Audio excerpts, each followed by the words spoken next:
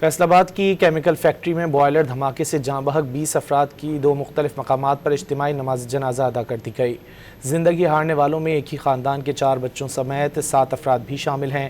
تحقیقاتی رپورٹ کے مطابق فیکٹری میں غیر تربیت یافتہ عملہ اور غلط ہینڈلنگ بوائلر دھماکے کی بڑی وجہ تھی۔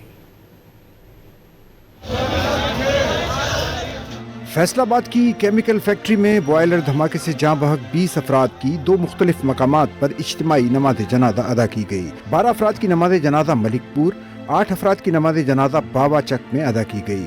نماز جنازہ میں لوگوں کی بڑی تعداد شریک ہوئی۔ علاقے میں سوگ کی فضا ہے، ہر آنکھ اشک بار نظر آئی۔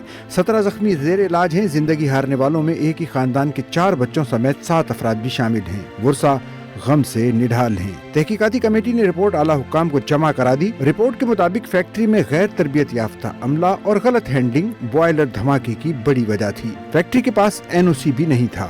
دھماکہ گیس سلنڈر لیکیج اور شارٹ سرکٹ کے باعث ہوا۔ آتش گیر کیمیکلز کی وجہ سے صورتحال ہولناک رخ اختیار کر گئی۔ فیکٹری کے مالک اور مینیجر کو گرفتار کر لیا گیا ہے۔ فیصل آباد میں فیکٹری میں گزشتہ روز ہونے والے دھماکے کا ملبہ ابھی تک نہیں اٹھایا جا سکا۔